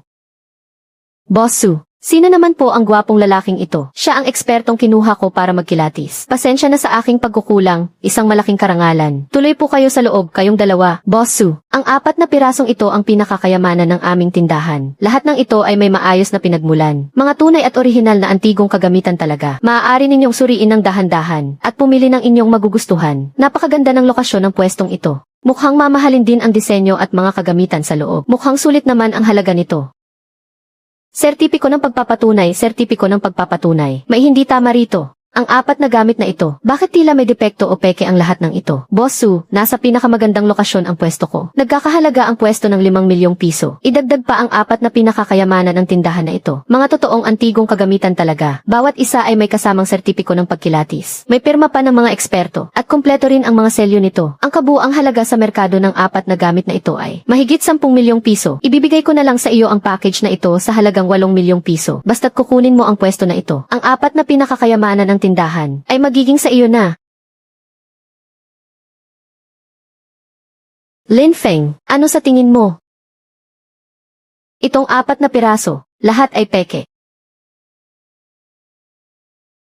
Anong sinabi mo? Sino ka ba sa akala mo, bata ka? Masyado ka pang bata para magpanggap na eksperto. Ako si Ye Fiyang, 20 taon na ako sa industriyang ito. Wala pang nangahas na sumira sa reputasyon ko ng ganito. Ang florera na ito ay pinagsamang bago at lumang porselana. Ang itaas na bahagi ay lumang porselana na pinulot lang. Ang katawan naman ay bagong gawa lang. Hindi ito makikita ng ordinaryong mata. Pero kapag tinapatan mo ng malakas na flashlight, walang makikitang maitim na linya sa pinagdugtungan. Itong inkstone na ito, ang bato nito ay ordinaryong bato lang na pinagmukhang luma. Ang paraan ng pagpapaluma marito ay sa pamamagitan ng pagbabad sa pinakuluang tsaa at tinta. Paulit-ulit na pinakuluan at ibinabad. Pagkatapos ay ibinaon sa basang lupa ng 6 na buwan. Sa unang tingin, mukha itong mailumang patina. Pero kapag kinamot mo ng kuko, matatuklap ang kulay sa ibabaw. Gusto mo pa bang ipagpatuloy ko ang pagtukoy sa natitirang 2? Ye Fiyang, gusto mo na bang mawalan ng trabaho rito? Ang lakas ng loob mong lokohin akong si Suru. Pasensya na po, Madam Su, nagkamali ako. Nabulag po ako sa kasakiman. Naging hangal po ako panandalian. Maawa po kayo sa akin. Patawarin niyo na po ako sa pagkakataong ito. Hindi ko na po ulitin. Madam Su, bagamat peke ang mga gamit na ito, maganda naman ang lokasyon ng tindahang ito. Pwede nating kunin ito para makabawi si Boss Ye. Ang tindahang ito, ilipat mo sa akin sa halagang 3 milyong piso na may 40% diskwento. Ano sa tingin mo, putsa, nananaginip ka ng gising? Impossible. Wala na talagang pag-uusapan, di ba? Boss Su, report mo na sa pulis. Pipirmahan ko na. Pipirma na ako, pwede ba?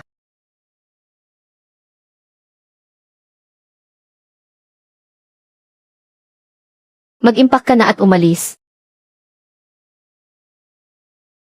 Kanina, muntik ko nang, akalaing magsusuntukan na talaga kayo. Hindi yan mananakit, ang taong may tinatagong kasalanan. Kung sino pa ang malakas sumigaw, siya namang pinakaduwag. Itong tindahan, binibigay ko na sayo. Boss Su, ikaw ang nagbayad, tapos ibibigay mo sa akin ang tindahan. Gawin na lang nating puhunan mo ang pera, para sa 30%, at 70% naman sa akin dahil ako ang magpapatakbo. Kung tatanggihan mo to, kalimutan mo nang magkaibigan tayo. O sige na nga, ikaw ang masusunod. Sa wakas, may sarili na akong tindahan. Mama, Papa. Ang mga bagay na nawala sa inyo ay isa-isa kong babawiin. Boss Su. Sa Buguksyan, ang mga dokumento tungkol sa pamimeke at pagbibenta ng peke ng mag-amang Lindasyan ay nakuha na natin lahat. Ito ang mga record ng transaksyon sa nakalipas na 3 taon. Mga listahan ng mga binili nilang paninda at pati na rin ang mga testimonya ng ilang na biktimang mamimili. At may mas malala pa roon. Sangkot sila sa pagpupuslit ng mga nahukay na antigong gamit. Ang pinanggalingan ng 2 batch ng mga kargamento ay tumuturo sa mga iligal na ruta ng pagpupuslit sa labas ng bansa. Ang oras, ang lugar, at ang taong nag-asikaso ay nalaman na nating lahat. Maganda yan. Isumite mo na ang lahat ng iyan sa mga kinaukulan. Sapat na ang mga bagay na ito para makulong ang mag-amang iyan ng 20 taon. Para iyan sa pang-aapi ninyo kay Lin Feng. Dapat lang napagbayaran ninyo ang ginawa ninyo. El Laksu, parang alalang-alala ka kay Lin Feng ah. Binigyan mo na nga siya ng pwesto. Tinutulungan mo pa siyang mag-imbestiga sa kaso. Hindi kaya may gusto ka sa kanya. Huwag kang ang mag-imbento dyan, bumalik ka na sa trabaho.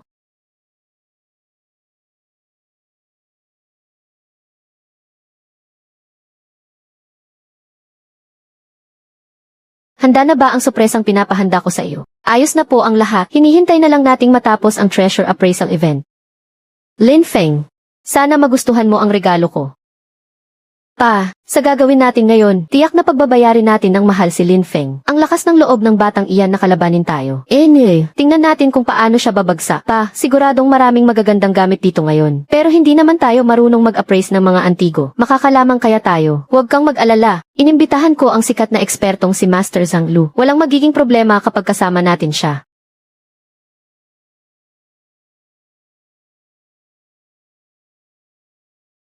Aba, nandito pala si Im Magsu. Nabalitaan ko na medyo napapalapit ka sa batang iyan kamakailan. Mag-ingat ka baka mapahamak ka lang. Tama nga naman, nagdala ka pa ng amateur sa appraisal event na ito. Hindi ka ba nahihiyang mapahiya?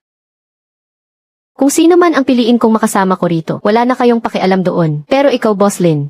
Noong huling appraisal event, nakuha ng Ningyu ang unang pwesto, habang ang Buguksuan ay tila, hindi man lang nakapasok sa nangungunang 10. Buwisit. Ang batang ito, ano ba ang meron sa kanya para protektahan siya ng ganyan ni Suru?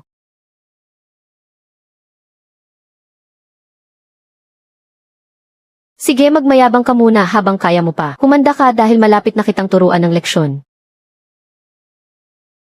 Zhou Kangshan, Chairman Zhao, Chairman ng Panlalawigang Asosasyon. Ang salita niya ang pinal.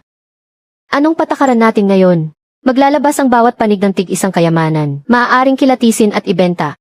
Inaasahan po namin kayo ngayon na makahanap ng mga tunay na kayamanan. Huwag kayong mag-alala, nandito naman ako. Sisiguraduhin kong magiging masaya kayo.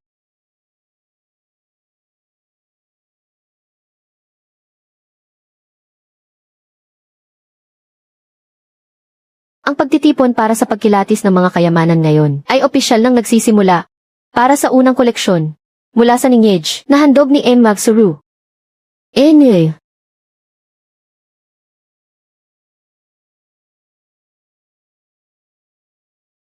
Ang dala ko ngayon ay isang rockery stone carving na gawa ng tanyag na siksulong. Nais ko pong anyayahan ang lahat na kilatisin ito. Grabe naman! Napakataas ng kalidad ng nasa loob nito. Nagkakahalaga ito ng 10 milyon. Peki yan, imposibleng gawa ito ni Xulong. Pahilis kung humiwa sa bato si Xulong. Pero dito sa gawaing ito ay tuwid ang pagkakaukit. Maling-mali ang direksyon ng mga marka ng pagkakayari. Isa pa, ang ginamit dito ay ordinaryong espiritual na bato lamang na pinagmukhang luma. At hindi ang batong taiho na madalas gamitin ni Xulong. Sa madaling salita, isa lang itong modernong kopya. Madam Su, nabalitaan ko na ang kinuha mong eksperto ngayon ay si Lin Feng.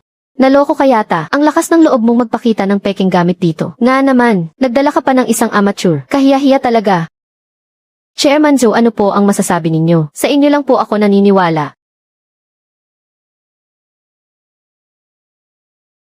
Tama ang naging hatol ni Zhang Lu. Class A nga talaga ang isang to.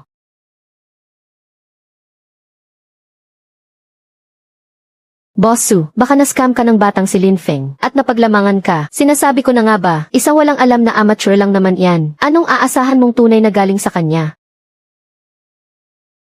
Ang dekorasyong bundok na ito ay peke naman talaga. Pero ang bagay na ito ay nagkakahalaga ng 10 milyong piso. Kwentong barbero lang yan. Kahit class E pa yan, peke pa rin. Paano naman yan magiging nagkakahalaga ng 10 milyon? Sira na ang ulo ng batang to. Kung ano-ano na lang ang pinagsasasabi niyan. Lin Feng, ang peke ay peke talaga. Tinatanggap ko na. Hindi mo naman kailangang sabihin yan para lang sa akin. Hindi welcome dito ang mga taong sinungaling at nagbabaliktad ng katotohanan. Narinig mo ba? Umalis ka na rito. Tingnan ninyong mabuti ang isang to.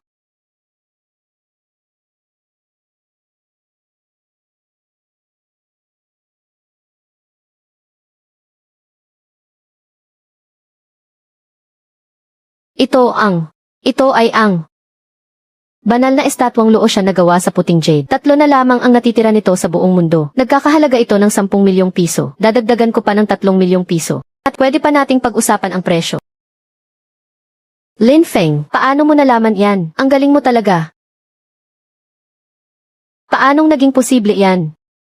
Sige na mag-usap na lang kayo ng pribado para sa transaksyon. Para sa susunod nating koleksyon, inaanyayahan po natin si Boss Lin ang boguksuan na ipakita ang kanyang natatanging kayamanan. Sa inyong lahat, ito ang bagay na pinagbuhusan ko ng matinding pagod at panahon. Para lamang mahanap ang napakahalagang kayamanang ito. Ang sinaunang balumbon ng guya. Tama ka, napakagandang bagay nga nito. Malambot ngunit matibay ang papel nito. Malalim at buhay na buhay ang kulay ng tinta. At ang pagkakatahi at disenyo nito ay talagang tugma sa pamantayan ng mga aklat sa palasyo. Boss Lin, binabati kita, isa itong napakabihirang kayamanan. Nakakuha ka ng totoong kayamanan. Boss Lin, curious lang ako sa bagay na ito. Magkano ang ibinayad mo rito? Lesiu, 2,300,000. Bakit? Naiinggit ka lang kasi hindi mo kayang bilhin. Tama yan. Binabati kita. Nalugi ka ng kabuang 2,300,000. Talagang sunog ang pera mo niyan. Kalokohan, huwag kang magsalita ng kung ano-ano. Isang musmos na katulad mo, gaano karaming lumang aklat na ba ang nakita mo? Kung peke yan, magpakita ka ng ebidensya. Kapag hindi mo napatunayan yan ng maayos, lumayas ka rito. Ang lugar na ito ay hindi para sa kung ano-anong pinagsasabi mo. Kalat sa bangketa na nagkakahalaga lang ng 50 piso. Hindi karapat-dapat na pag-aksayahan ko ng laway. Pangulong Zhu, magsalita naman po kayo ng makatwiran. Kayo po ang pinakarespetadong eksperto rito. Hindi pwedeng hayaan na lang ang batang ito na bastusin at hamakin ang iba ng ganito. Hindi na kailangang tingnan pa. Siguradong peke ang aklat na ito. Dahil ang lumang kasulatan ng guya, ang alamat na iyon ay gawa-gawa lamang. Ang tinatawag nilang lumang kasulatan ng guya, sa katunayan ay isa lamang. Panloloko ng mga nagbebenta ng antigo noong panahon ng Republika ng China. Nagawa-gawa lamang nila.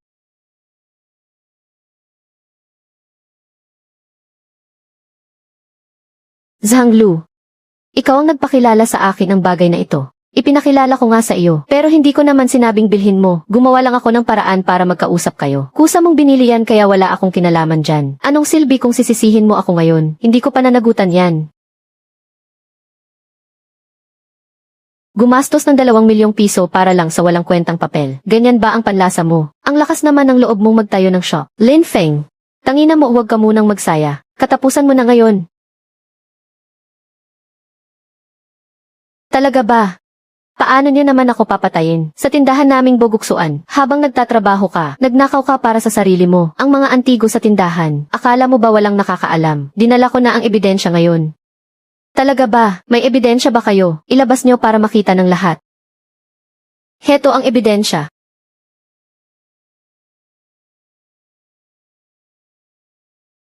Lin Feng, dito sa video na ito, ikaw ba talaga ito? Ang tao sa video? Ako nga yan. Pero hindi ako nagnakaw. Nagdadahilan ka pa, walang kwenta yan. Nakita na ng lahat. Naisumbong na namin ito sa pulis. Parating na ang mga pulis. Wala ka ng kawala ngayon.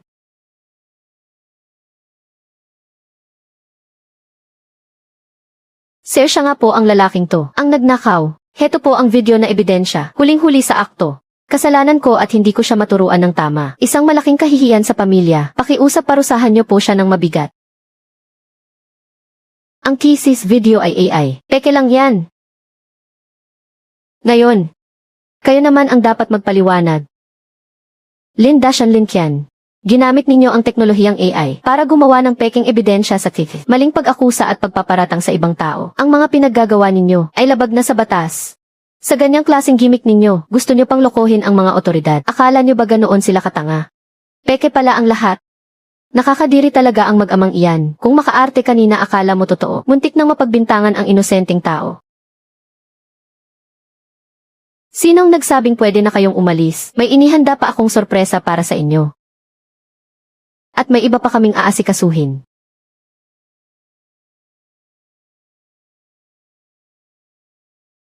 Sir, handa po kaming makipagtulungan sa investigasyon. Makikipagtulungan po talaga kami. Hindi na kailangang mag-imbestiga, boguksuan. Ang mag-amang Lindasyan at Linkian ay pinaghihinalaan sa matagal ng paggawa at pagbebenta ng mga peking gamit at pagnanakaw ng mga mamahaling antigong nahukay. Napakalaki ng halagang sangkot sa kasong ito. At ito ay malubhang paglabag sa batas. Ito ang warrant of arrest. Ngayon ay opisyal na kayong arestado. Ang tindi. Ang dami palang sabit. Siguradong sapat na iyan para sa inyo. Makulong ng mahigit 20 taon. Feng. Salamat sa iyo. Teka muna, hindi pa tapos ang sorpresa ko para sa iyo. Ang pagtitipon ng pagkilala sa mga antigo ngayong araw ay nasaksihan ninyong lahat ang isang napakahusay na pagkilala sa mga antigo. Ako si Zhu Kangshan ay nakakita ng isang kabataang lalaki na gumamit ng tunay na galing para ibunyag ang mga peke. Winasak ang peking bundok-bundokan at inilabas ang napakahalagang kayamanan. Ngayon ay ipinapahayag ko na ang pinakamagaling na eksperto sa pagkilala ng antigo ngayong taon ay si Lin Feng at ang pinakamagandang koleksyon ay ang Saningage. Kabataan, opisyal kang inaanyayahan ng asosasyon ng mga mag-aantigo sa probinsya na sumali sa amin. Nakareserba na ang pwesto mo para sa iyo. Hindi pa yon ang huling sorpresa. Mayroon pa, ilan ba talaga ang inihanda mo ngayong araw?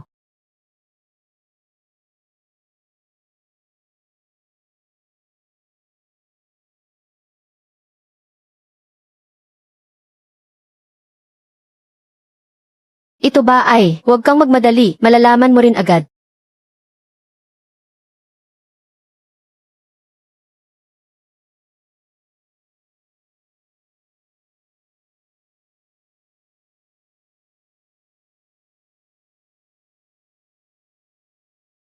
Mama, Papa, maaari na kayong mamahinga ng mapayapa sa kabilang buhay. Tol, bakit ka natutulala riyan? Ayan ang tindahan mo. Ang scene-board mo, malaki na ang inyong anak. Ipagpapatuloy ko ang inyong mga huling pangarap. Gagawin kong masikat at matatag ang buguksuan. Madam Su, hindi ko talaga alam kung paano ka pasalamatan. Binigyan mo ako ng tindahan. Binigyan mo ako ng imbitasyon. Tinulungan mo akong mag-imbestiga. Tinulungan mo akong mabawi ang singboard ko. Hindi ko na mababayaran ang utang na loob ko sa iyo sa buong buhay ko. Hanggang salita ka lang ba? Paano ba dapat kita pasalamatan? Ibigay mo na lang ang sarili mo sa akin.